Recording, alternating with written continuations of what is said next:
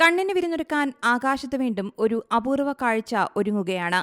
ഫെബ്രുവരി 28-ന് 7 ഗ്രഹങ്ങളാണ് നേർരേഖയിൽ വരുന്നത്. 2040-ലാണ് ഇനി ഈ അപൂർവ പ്രതിഭാസം കാണാൻ സാധിക്കുന്നത്.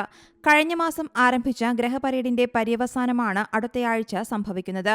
ഗ്രഹങ്ങൾ ഒരേ നേർരേഖയിൽ വരുന്നതാണ് ഗ്രഹപരേഡ്. ബുധൻ, ശുക്രൻ, ചൊവ്വ, വ്യാഴം, ശനി, യുറാനസ്, നെപ്റ്റ്യൂൺ എന്നീ 7 ഗ്രഹങ്ങളാണ് വീണ്ടും ആകാശത്ത് നേർരേഖയിൽ പ്രത്യക്ഷപ്പെടാൻ പോകുന്നത്. പ്രത്യക്ഷപ്പെടുന്നത് തിളക്കമുള്ള ഗ്രഹങ്ങൾ ആണെന്നതാണ് ഇതിന്റെ പ്രാധാന്യം വർദ്ധിപ്പിക്കുന്നത് എന്ന് അമേരിക്കൻ ബഹിരാകാശ ഏജൻസി വ്യക്തമാക്കുന്നു. സൂര്യാസ്തമയത്തിനു ശേഷം 45 മിനിറ്റ് കഴിഞ്ഞാലാണ് ഈ പ്രതിഭാസം കാണാൻ ഏറ്റവും ഉചിതമായ സമയം. ശുക്രൻ, ചൊവ്വ, വ്യാഴം, യുറാനസ് എന്നീ 4 ഗ്രഹങ്ങളും സൂര്യൻ അസ്തമിച്ചതിന് തൊട്ടുപിന്നാലെ നഗ്നനേത്രങ്ങൾക്ക് ദൃശ്യമാകും. എന്നാൽ ശനി, ബുധൻ, നെപ്റ്റ്യൂൺ എന്നിവ കൂടി ചേർന്ന നേർരേഖയിൽ 7 ഗ്രഹങ്ങളെ ഒരുമിച്ച് കാണണമെങ്കിൽ നല്ലൊരു ബൈനാക്കുലറോ ദൂരദർശിനിയോ ആവശ്യമായി വരും. സൂര്യാസ്തമയത്തിനു ശേഷം പടിഞ്ഞാറ് ഭാഗത്ത് ശുക്രനെ കാണാൻ സാധിക്കും.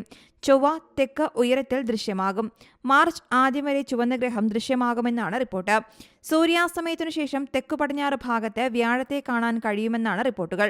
ഈ ഗ്രഹപരേഡ് പൂർത്തിയാക്കുന്ന 7ാമത്തെ ഗ്രഹമാണ് ബുധൻ. ആകാശത്ത് കുറുകെ ഒരു വരിയിൽ മനോഹരമായി ക്രമീകരിച്ചിരിക്കുന്ന 7 ഗ്രഹങ്ങളെ കാണാൻ ഉദ്ദേശിക്കുന്നുവെങ്കിൽ നഗ്നനേത്രങ്ങൾ കൊണ്ട് ശുക്രൻ, ചൊവ്വ, വ്യാഴം, യുറാനസ് എന്നിവയെ കാണാനാകും. എന്നാൽ ബുധൻ, ശനി, നെപ്റ്റ്യൂൺ എന്നിവയെ നഗ്നനേത്രങ്ങൾ ഉപയോഗിച്ച് കാണാൻ സാധിക്കില്ല. ഇന്ത്യയിലുടനീളം ഈ ഗ്രഹവിന്യാസം ദൃശ്യമാകും.